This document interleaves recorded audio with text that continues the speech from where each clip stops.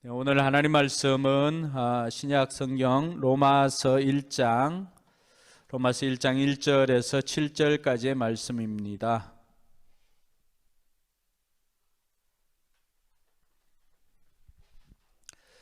네, 이번 주부터 시작해서 이제 로마서를 강해를 하려고 합니다.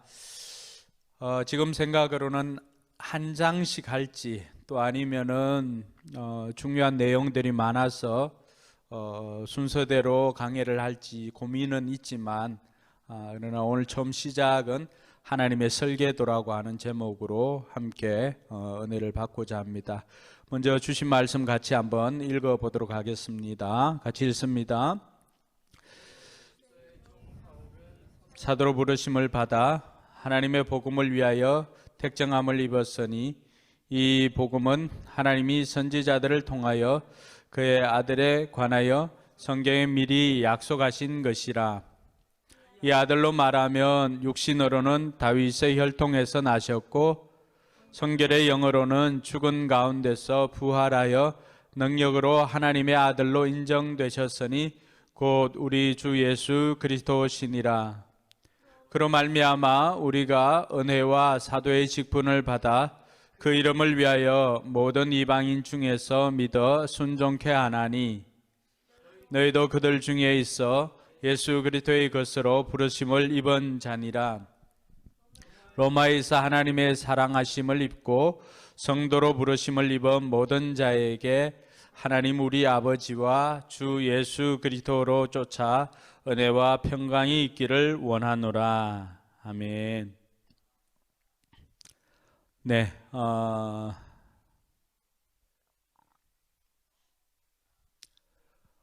오늘 말씀은 개역 개정으로 이렇게 기록이 되었는데 그리고 옮겨가면 세번역으로 주일에는 하도록 하겠습니다.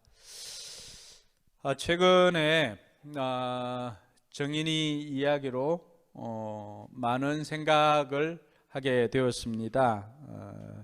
왜 그런 일들이 일어날까? 많은 사람들이 거기에 대해서 손가락질 하기도 하고 또 여러 가지 또 악담을 하기도 하고 이런 것들을 봅니다.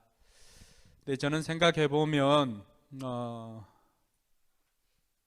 어느 누구도 우리 모두도 언제든지 그런 정인이 양부모와 같은 사람들이 될 수 있다라고 하는 것을 잊지 말고 사는 것이 중요한 게 아닌가 생각을 합니다.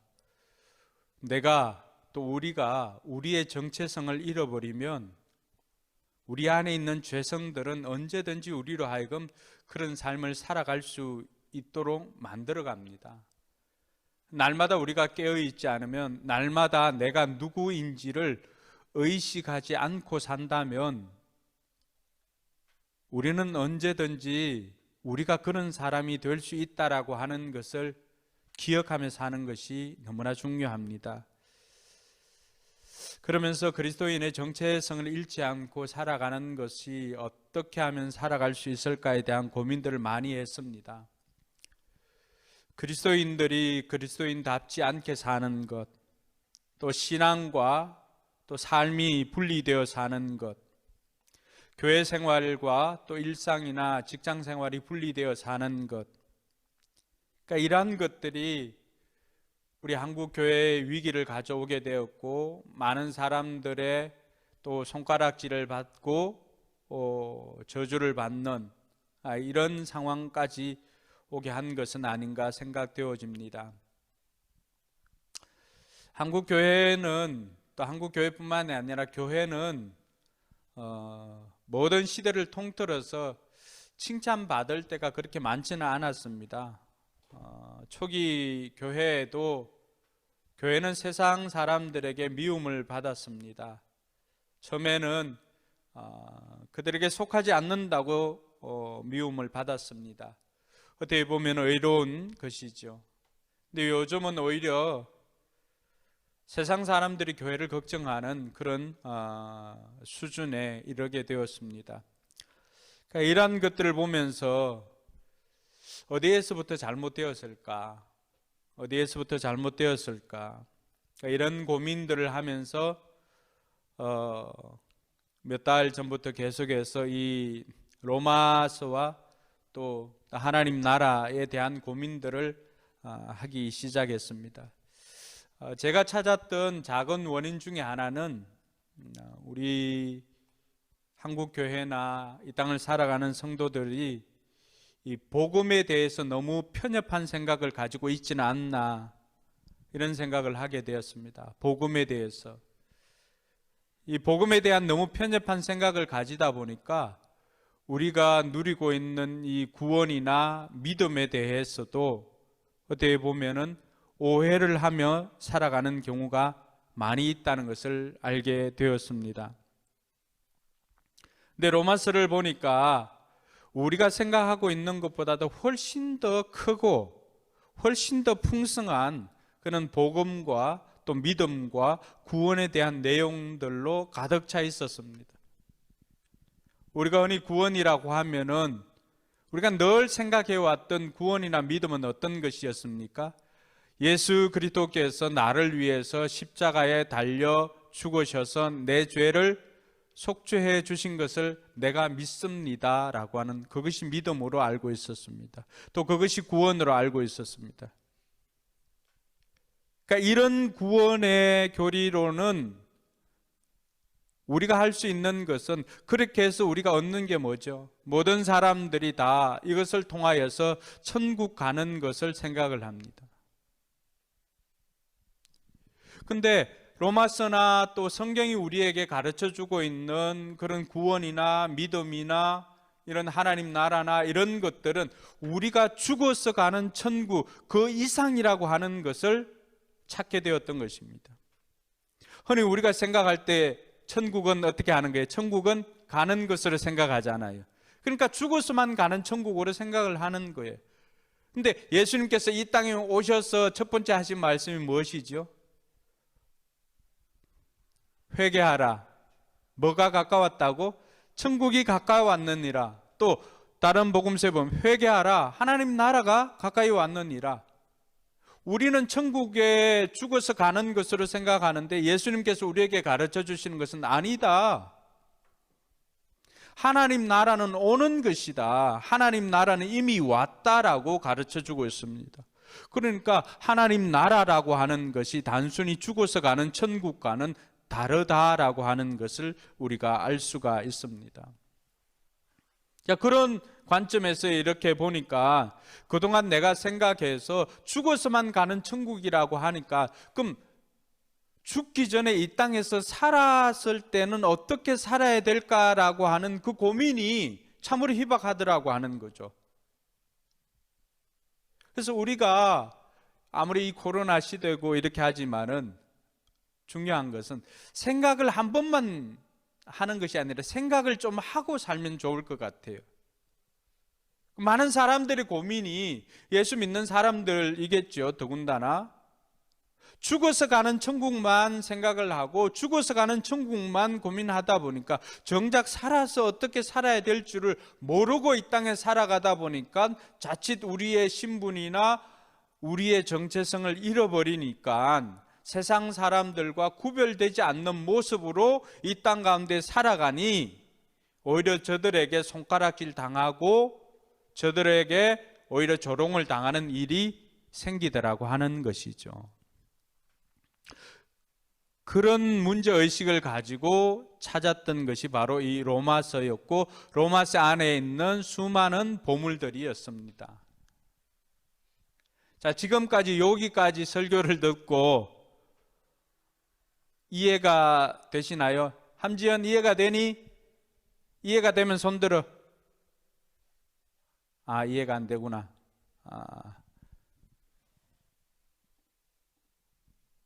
박정훈, 이해가 되니? 지금까지 했던 말 이해가 되니? 이해가 안 돼? 이해가 되면 손 들어보세요. 이해가 안 되구나. 네, 조사님 이해가 되고, 네. 재영아, 지금 목사님 뭔 말 하는지 이해가 되니? 이해가 된다. 오케이. 예, 좋습니다. 제 고민이 어떻게 하면 좀 더 쉽게, 우리 아이들까지도 있는데 어떻게 하면 좀 더 쉽게 할까에 대한 고민들은 있습니다. 그래서 먼저 오늘부터 시작하니까 로마서가 어떤 책인가 한번 살펴보는 것이 굉장히 중요할 것 같습니다. 이 로마서는 이 사도 바울이 3차 선교 여행 때 고린도에서 한 3개월 정도 머물렀는데 그때 쓴 편지가 로마서입니다. 그래서 한 55년, 56년경에 고린도에 가서 로마 제국의 수도인 로마에 있는 성도들을 향해서 쓴 편지.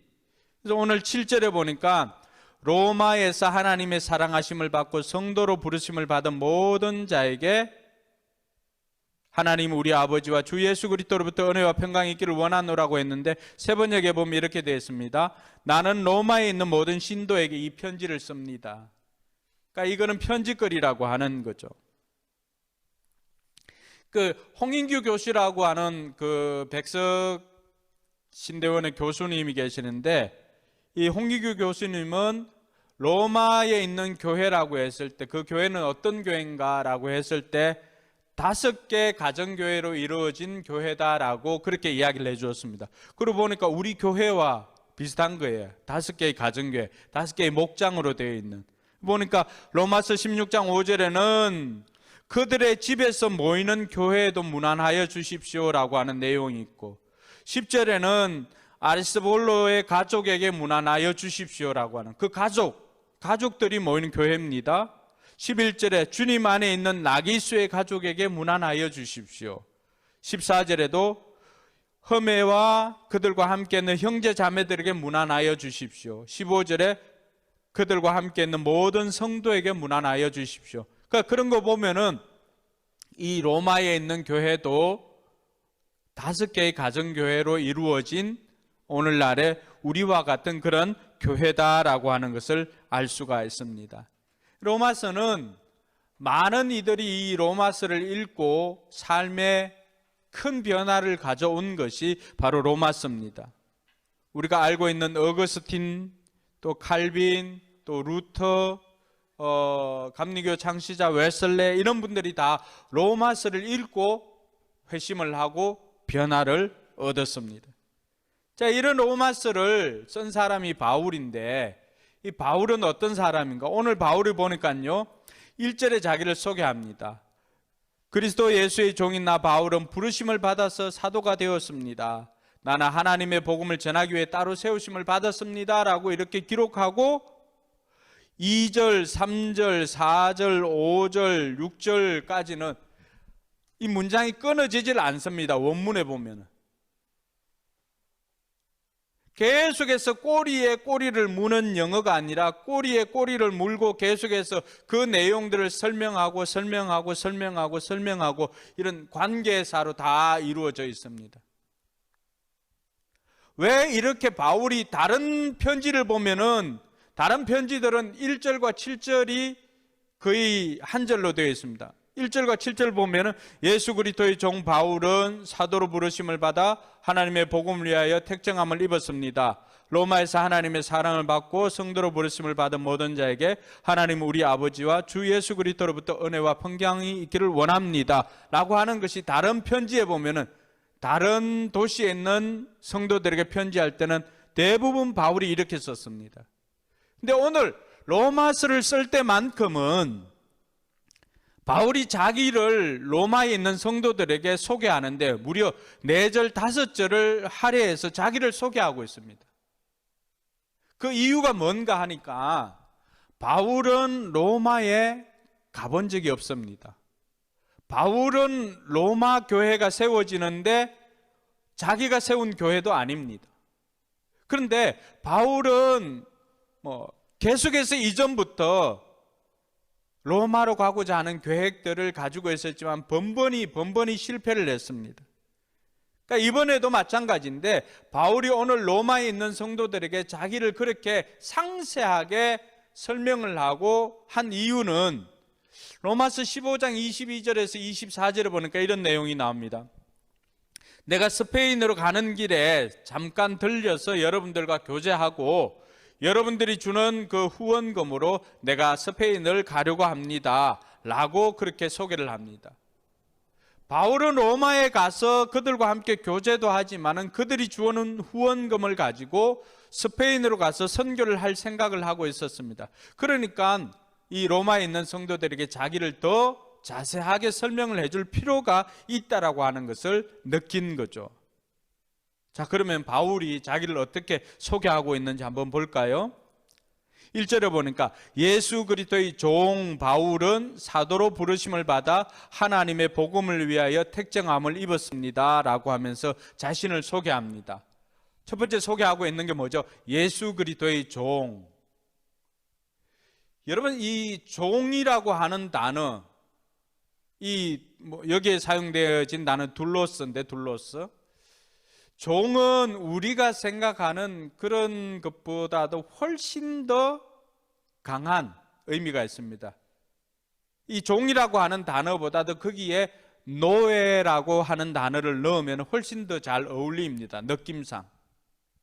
종이라고 하는 단어보다도 노예라고 하는 단어를 넣으니까 그 노예라고 하는 단어가 그림이 그려집니까? 이 쇠고랑이 이렇게 차여 있거나 이렇게 도망 못 가도록 묶어둔 그런 쇠고랑을 찬 노예들, 또 노예 상인들이 이 노예들을 배에 싣고 가는 그 모습들, 그러니까 자기 의지로는 무엇을 할 수도 없는 그런 사람들을 이 노예라고 했죠. 그런데 이 노예는 바울 같은 경우는 스스로 노예가 된 것입니다. 하나님의 복음을 위해서 스스로. 뿐만 아니라 바울이 오늘 예수 그리스도의 종이라고 했을 때 그 종을 통해서 연상되어지는 것은 구약의 수많은 하나님의 특별한 종들이 있었죠. 아브라함, 모세, 다윗, 이사야, 이런 등등의 하나님의 특별한 일을 위해서 세움받은 종들, 그들은 다 하나님의 종이라고 자신들을 표현했지 않습니까? 바울이 오늘 예수 그리스도의 종이라고 하는 그 표현 속에는 구약에서 하나님 앞에 쓰임받았던 그 종들처럼 신약시대 예수 그리스도께 쓰임받는 종으로서 자기는 부름을 받았습니다. 나는 예수님의 종입니다. 하나님의 종입니다 라고 하는 것은 구약의 그러한 하나님의 특별한 종들과도 같습니다 라고 하는 의미가 포함되어져 있습니다. 그래서 바울은 이전에 구약에서 아브라함이나 모세나 다윗이나 이사야는 다 하나님의 종이라고 했지만 그 하나님의 자리에 바울은 누구를 넣어둔 거예요? 누구를 넣어두었다고? 예수님을 넣었습니다. 왜 이게 중요하냐 그러면은 바울이 하나님의 자리에 예수님을 넣어둔 것, 그래서 자기는 하나님의 종이라고 하는 표현을 쓰지 않고 예수 그리스도의 종이라고 하는 표현을 쓴 것은 바울이 이해하고 있는 그 복음의 핵심이 바로 예수 그리스도라고 하는 것입니다. 하나님의 복음을 위해서 부름을 받았는데 바울이 이해하고 있는 복음은 무엇에 관한 것이 아닙니다. 누구에 관한 것입니다. 누구에 관한 것. 그 누구가 누구라고 하는 거죠? 바로 하나님의 아들인 예수 그리스도라고 하는 것입니다. 그러니까 바울이 생각하고 있는 복음은 예수 그리스도인데 예수님께서 복음의 내용이고 복음 자체라고 하는 것입니다. 근데 이 아들이신 예수님께서 어떻게 되었다는 거예요? 육신으로는 다윗의 혈통으로 나셨고, 다윗의 혈통은 뭐예요? 다윗은 누구예요? 왕이잖아, 그죠? 그럼 왕손이잖아. 육신으로도 예수님은 왕이고, 성결의 영으로는, 성령으로는 어떤 분이라고 하는 거예요? 성령으로는 죽은 자들 가운데서 부활하사 능력으로 하나님의 아들로 선포되었다라고 이렇게 말하고 있는데, 이 하나님의 아들로 선포되었다라고 하는 것은 부활을 통해 가지고 하나님의 아들이 되었다라고 하는 뜻이 아니라 부활을 통하여서 권세와 영광을 얻고 예수님께서 이제는 뭐가 되신 거예요? 만왕의 왕이 되었다는 것을 이 바울이 선포하고 있는 것입니다. 자, 여기서는 할렐루야, 한번 해야 됩니다. 할렐루야. 네. 이 굉장히 중요합니다. 그 이전까지는 구약에서는 하나님을 왕으로, 하나님이 왕으로, 또 모든 사람들 하나님의 종으로 이렇게 여겨졌다면, 바울을 통해서 우리에게 가르쳐 주는 것은, 바울이 우리에게 가르쳐 주는 복음은 어떤 거냐 그러면, 예수님께서 십자가와 부활을 통하여서 예수님께서 이제는 그 왕의 자리에 등극을 했다는 것입니다. 할렐루야. 그러니까 바울이 하나님의 자리에 예수님을 두었다라고 하는 것은, 그것이 하나님께서 처음부터 계획하신 하나님의 설계도를 바울이 본 것이죠. 예수님께서 하나님 나라의 왕이 되셨다라고 하는 것을 우리에게 가르쳐주고 있는 것입니다. 그럼 바울이 생각하는 이 하나님의 복음이나 하나님 나라는 뭔가? 아까도 이야기했지만 천국과는 다르다고 했죠. 천국은 죽어서 가는 곳이라고 한다면은, 근데 마태복음에 보면은 천국이라고 표현되어졌는데 그것은 유대인들의 독특한 표현입니다. 유대인들은 감히 하나님을 하나님이라고 부르지 못합니다. 홍길동도 아닌데. 그만큼 존귀한 이름을 부를 수가 없으니까 아도나이라고 바꿔 부르기도 했는데, 하나님 나오면은 그들이 생각하는 것을 에둘러서 표현을 합니다. 그래서 표현한 것이 하늘이라고 표현을 했었는데, 우리가 번역할 때 그저 천국이라고 표현을 했습니다. 물론 천국 복음이나 하나님의 복음이나 맞는 말이지만은 죽어서 가는 천국만을 가리키는 것이 아니라고 하는 것을 가르쳐주고 있는 것입니다. 그래서 주기도문에도 보면은 하나님 나라가 어떻게 됩니까? 나라이 임하옵시며, 하나님 나라가 임하는 거예요. 천국이 오는 거예요. 근데 우리는 다 죽어서 가는 천국만 생각하다 보니까, 십자가로 죄 용서안 받고 천국 가는 것만 생각하다 보니까 이 땅에서 어떻게 살아야 되는지를 잃어버리고 살고 있더라고 하는 거죠. 그래서 하나님 나라는 우리가 이해를 하는 것이 중요한데, 하나님 나라는 뭐냐? 여러분, 우리 학생들 나라에서는 꼭 필요한 게 뭐죠? 국민과 주권과 영토지요. 여러분, 퀴즈. 국민이 영어로 뭘까요? 국민. 국민이 영어로 뭘까요? 최후 뭐라고? 국민이 영어로 뭘까요? 네, 국민은 영어로 nation입니다. nation. people은 사람이고, 국민은 nation. 국가는요? 국가는 state. 자, 그런데 여러분, 나라를 쓸 때 우리는 뭘로 씁니까? 어떤데? 네이션으로 쓰잖아요. 그건 뭐예요? 국민이 곧 국가인 거예요. 그 민주주의가 거기서 나온 거죠. 국민이 곧 국가인, 국민이 주권을 가지고 있는. 너무 예쁜 얼굴이 갑자기 화면에 이래 떠가지고 제가. 국민이 국가입니다. 네이션.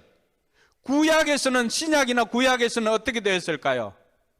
헬라나 이렇게 보면은 바실레이아, 짐이 곧 국가다라고 했을 때 이 짐은 뭡니까? 왕입니다. 왕이 주권을 가지고 있는, 왕이 통치하던 때는 왕이 곧 국가입니다. 그래서 헬라어나 이렇게 보면 바실레이아, 바실레이오, 바실레이가 국가입니다. 국가. 왕을 또 바실레이아, 말라크 다 왕입니다. 왕이 곧 국가입니다. 뭘 의미를 하냐 그러면은, 하나님 나라라고 했을 때 하나님 나라는 곧 하나님이 나라인 나라, 즉 하나님이 주권을 가지고 하나님이 통치하시는 나라가 뭐라고요? 하나님 나라입니다. 이게 왜 중요하냐 그러면, 우리가 오심기도를 왜 하고 또 우리가 우리의 신앙을 고백하고 이런 것들이 왜 필요하냐 그러면은, 결국에는 누가 주님이시냐라고 하는 고백입니다. 누가 주님이시냐, 하나님의 주 되심을 선포하는 것이 하나님의 복음이고 하나님 나라의 핵심입니다. 그래서 우리가 생각할 때 천국이라고 하는 개념은 흔히 생각할 때 공간으로 보는 개념이 너무나 많습니다. 그런데 공간보다도 누가 다스리느냐, 이것이 핵심입니다. 한번 따라 할까요? 천국은 공간보다도 누가 다스리는가가 중요하다. 자, 그러고 보면은 구약에서 이스라엘 백성들 한번 생각해 보십시오. 이스라엘 백성들에게 이사야가 아름다운 소식을 전하는 발이 복되다라고 했잖아요. 그 아름다운 소식이 가스펠이에요. 복음이에요. 무엇은 소식을 전했는데 복음이냐?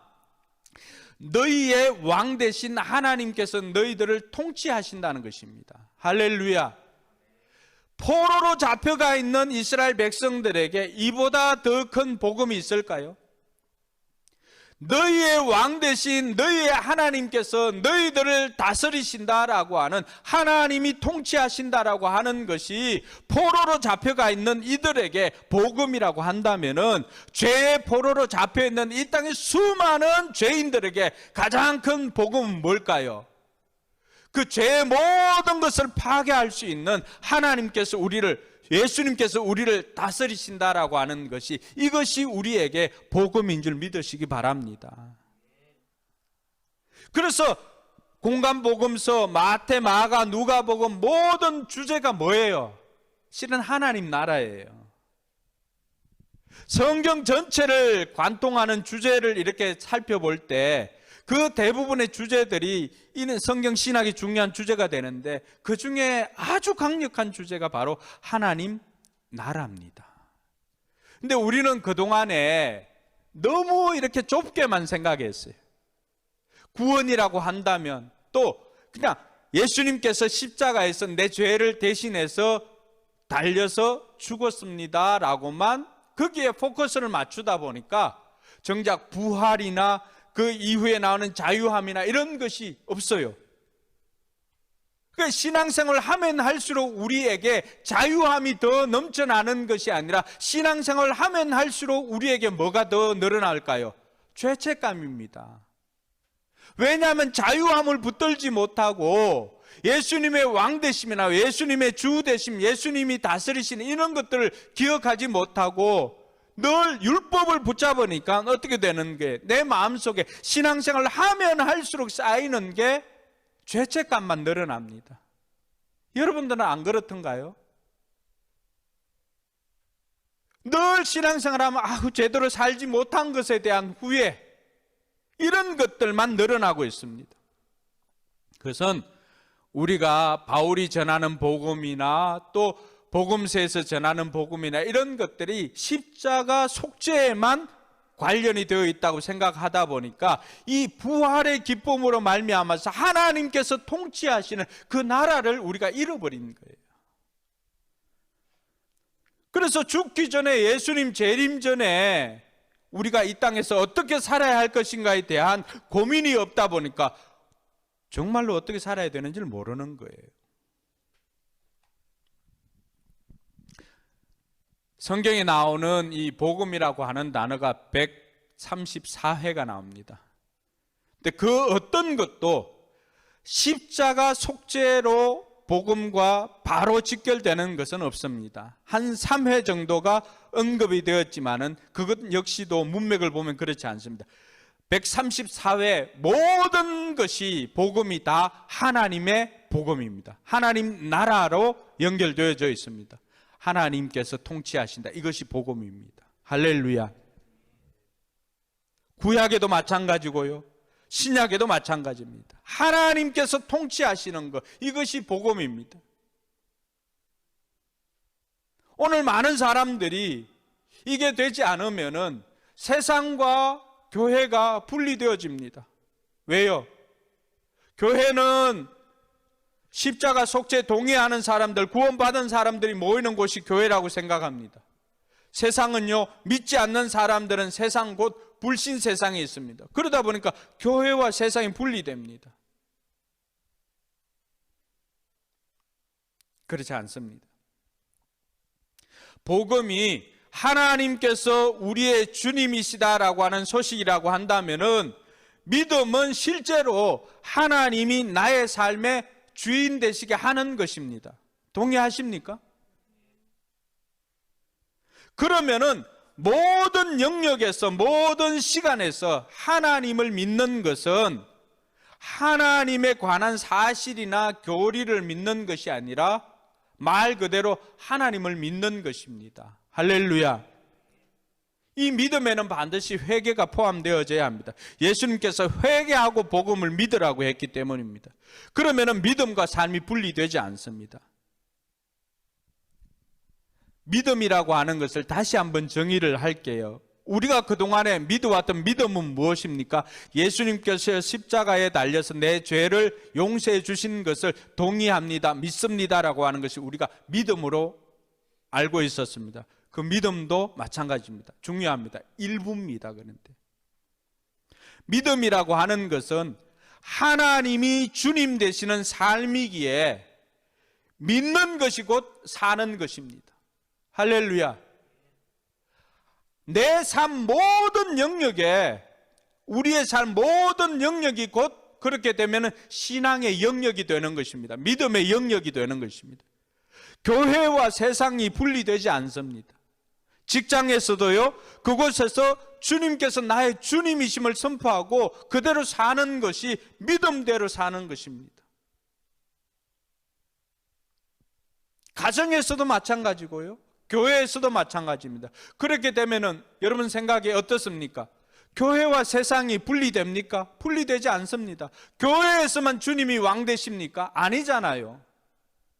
바울이 오늘 우리에게 가르쳐 주시는 하나님의 복음은 그것을 능가합니다. 우리 삶의 전 영역에, 우리의 삶의 모든 영역에 하나님께서 나의 주인으로, 주님으로 통치하시는 하나님 나라가 임하게 하는 것으로 사는 것이 믿음입니다.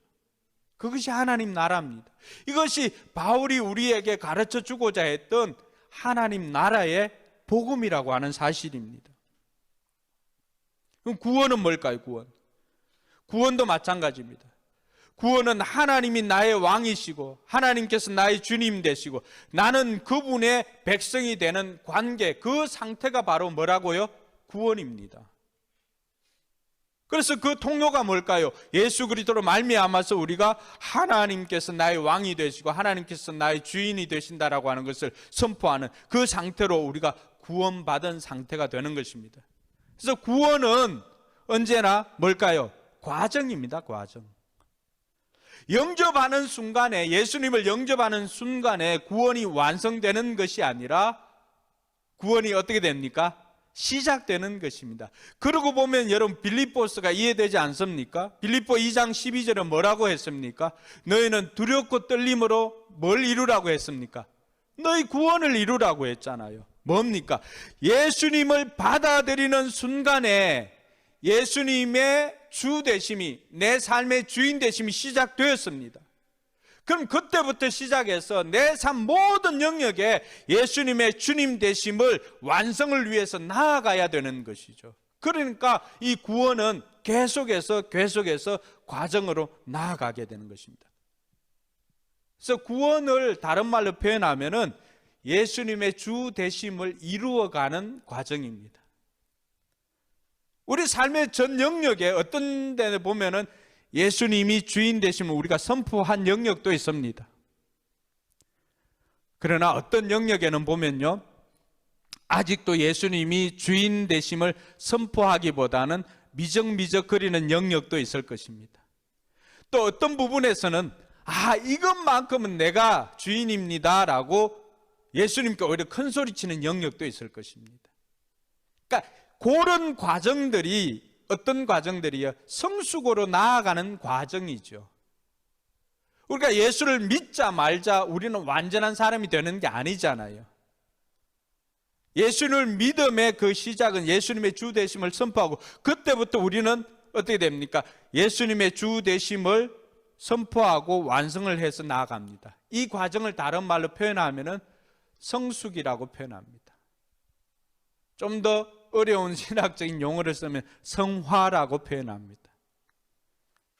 그 성화라고 하는 그 과정들이 예수님의 주 되심을 선포하고 닮아가는 과정입니다. 사랑하는 성도 여러분, 다소 어려웠지만은 이것이 우리가 왜 이때까지 신앙과 삶이 분리되어졌고 우리가 세상에 욕먹으며 살았던가 그 이유를 우리가 분석해 본 겁니다. 그래서 앞으로 우리가 그럼 어떻게 살 것인가, 하나님의 설계도 가운데 있는 이 하나님 나라를 잘 이해하고 하나님 나라의 복음을 이해하고 살아가는 것이 우리에게 주어진 과제이다라고 알 수가 있습니다. 왜 설계도가 중요한가? 여러분, 이 세계적인 건축가 하면 그 안토니오 가우디를 가장 뛰어난 천재적인 건축가로 이래 세상 사람들은 알고 있습니다. 가우디가 설계를 하고 지금까지도 짓는 건물이 있습니다. 가우디는 이미 죽었거든요. 사그라다 파밀리아 성당이라고 하는 것이 있는데, 이 파밀리아 성당은 1882년에 지어집니다. 그래서 1883년도에 이 가우디가 그것을 물려받아서 건축을 하기 시작을 합니다. 1883년에 건축을 하기 시작했는데 1926년에 가우디가 전차에 치여서 죽게 됩니다.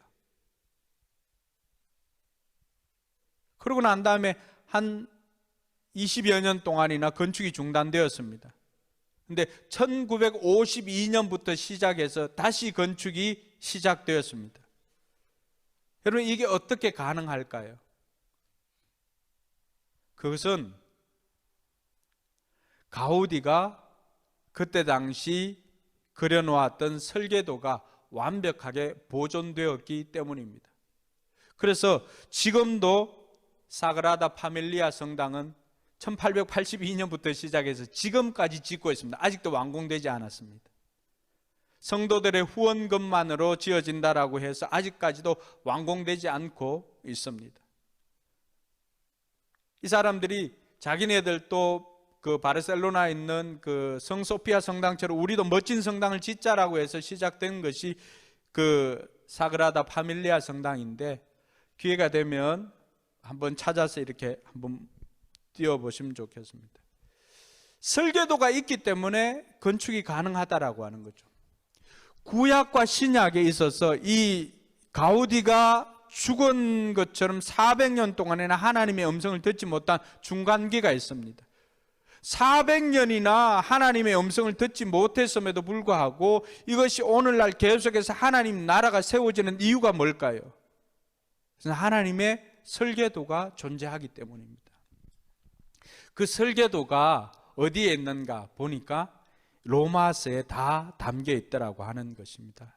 그래서 지금 보이는 장면이 이것이 가우디가 건축한 그 사그라다 파밀리아 성당인데, 사그라다는 영어로 하면 그 세인트입니다. 성. 파밀리아는 뭘까요?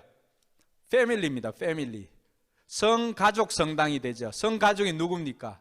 요셉과 마리아, 예수님, 그 성가족을 기념하는 그 성당입니다. 지금까지도 이것은 계속해서 건축하고 있습니다. 수백 년이 지났죠, 벌써. 그러니까 이것이 가능한 이유도 설계도가 존재했기 때문에 계속해서 이것이 가능합니다. 예. 그러니까 이러한 것처럼 여기는 뭐 옥수수 대 이렇게 옥수수처럼 이렇게 굴려놨는데 그 대가 있고, 요 앞쪽 지금 보이는 곳이 가우디가 건축한 곳입니다. 요것이 가우디가 만든 옥수수 밑 그쪽이 가우디가 만든 곳이고, 그 왼쪽 편은 다른 사람이 한 곳 계속해서 지금 건축하고 있습니다. 아직도 완공이 안 되어 있습니다. 자, 다시금 돌아가서 파밀리아 성당이 이렇게 완성으로 나아가고 있는 것처럼 하나님의 설계도도 있습니다. 로마서가 있는데 로마서의 그 설계도를 여러분들과 함께 PPT 한 장면으로 한번 보겠습니다.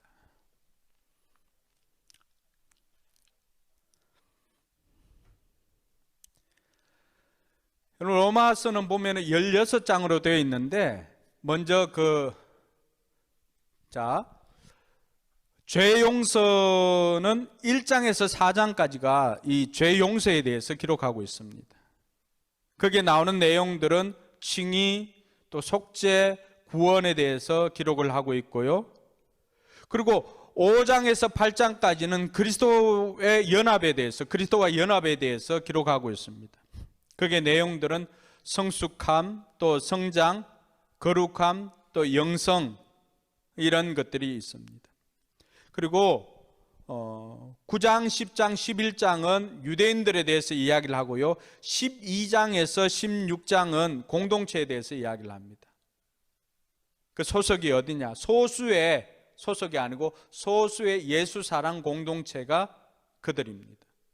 그리고 이 공동체는 15장, 16장에서는 이것이 세상으로 복음을 전파하기 위해서 나아가는 것으로 되어 있습니다.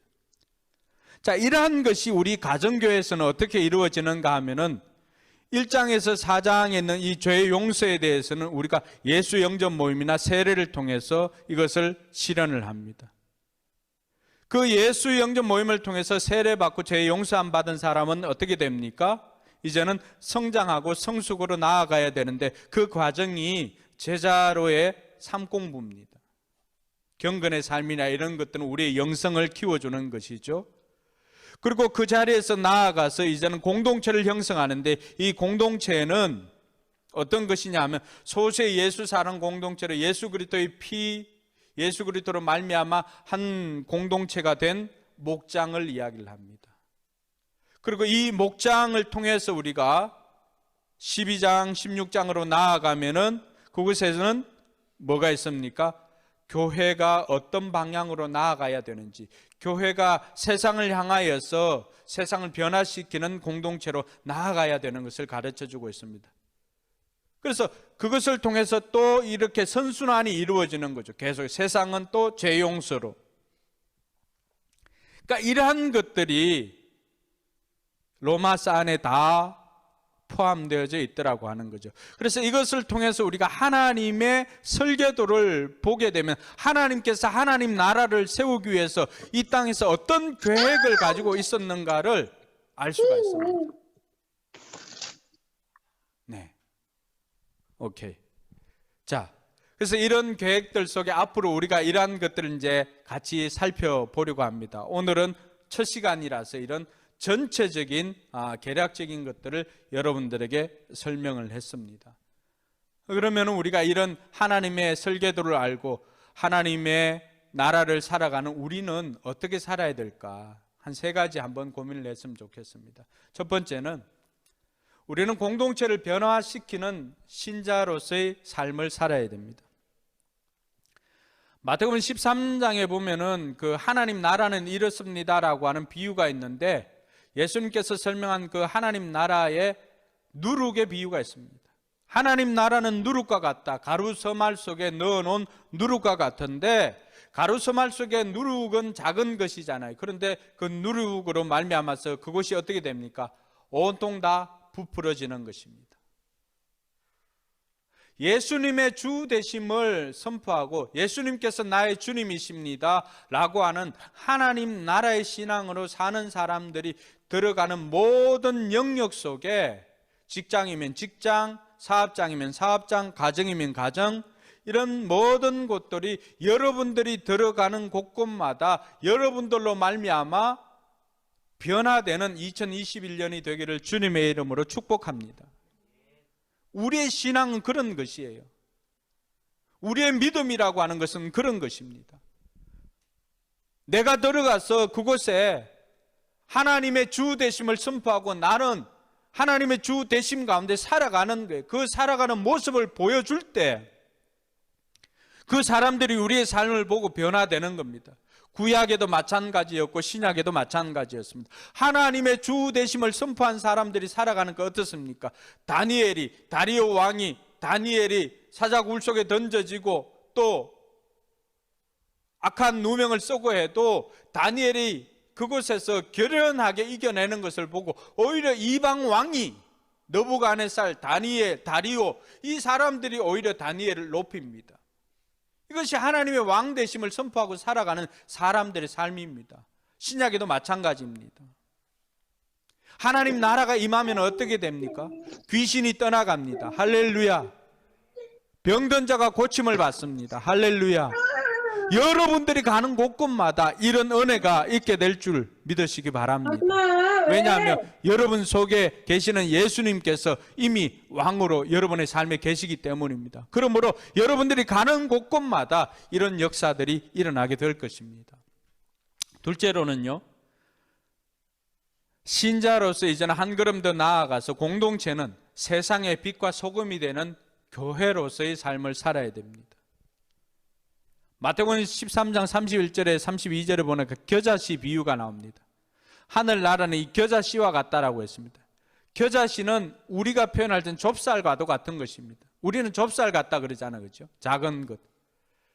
근데 이 좁쌀과도 같은 겨자씨가 작은 것이지만 심겨지면 어떻게 된다고 했습니까? 작지만은 나중에는 자라나서 큰 나무가 되어서 공중에 있는 새들이 와서 깃들어 살게 될 것이다 라고 이야기를 합니다.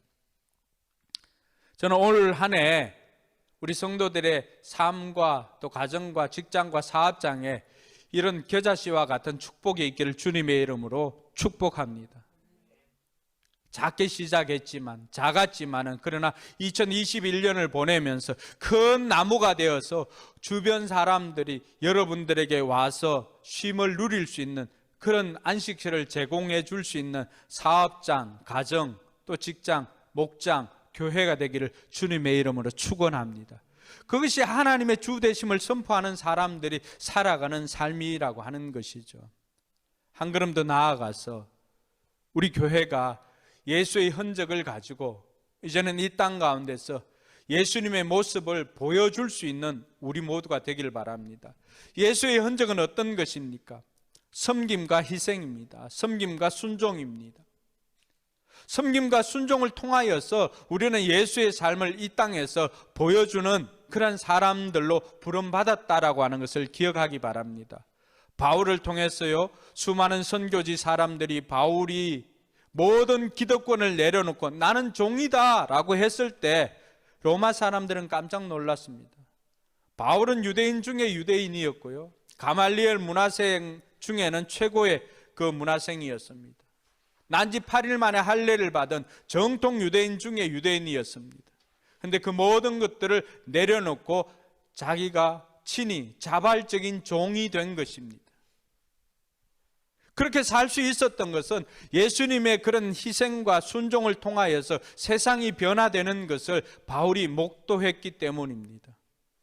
세상이 변하고 삶이 변하는 것은 이러한 예수님처럼 순종과 섬김의 삶을 살 때 세상과 사람들이 바뀌지, 그렇지 않으면 사람들이 바뀌지 않는다는 것을 바울이 깨달았기 때문입니다. 오늘 저와 여러분들의 삶을 통해서도 왜 사람들이 바뀌지 않지? 왜 주변 사람들이 바뀌지 않지? 라고 질문을 하기 이전에 내 자신이 먼저 희생과 또 섬김과 순종의 삶을 통해서 변화가 되고, 그리고 이런 변화를 통해서 주변에 있는 사람들을 변화시키는 저와 여러분들이 되기를 바랍니다. 바울의 관심은 이 세 가지였습니다. 먼저는 자신이 종이 되는 것이었고요, 또 하나는 사람들의 변화된 삶에 관심이 있었습니다. 그리고 또 하나는 하나님의 복음을 전하는 것이었습니다. 오늘 이 바울이 쓴 편지를 통하여서 저와 여러분들이 이 땅에서 다시 어떻게 살아야 될 것인가에 대한 고민에 답을 찾을 수 있기를 바랍니다. 이전에 가지고 있었던 그 예수님의 십자가, 그 십자가로 말미암아 죄 용서함 받은 것, 그것만 붙잡고 있을 때는 이런 풍성한 삶을 살 수가 없었습니다. 우리는 십자가뿐만이 아니라 부활을 통해서 예수님의 주 되심을 선포해야 하는 것입니다. 그리고 예수님의 주 되심을 우리의 삶을 통해서 살아내야 하는 것입니다. 그래서 믿음은 어떤 교리에 관한 것, 그분에 관한 것을 믿는 것이 아니라 믿음은 사는 것입니다. 2021년 올 한 해 이제 로마서를 통하여서 우리가 하나님 나라를 이 땅에서 사는 저와 여러분들이 되길 주님의 이름으로 축원합니다.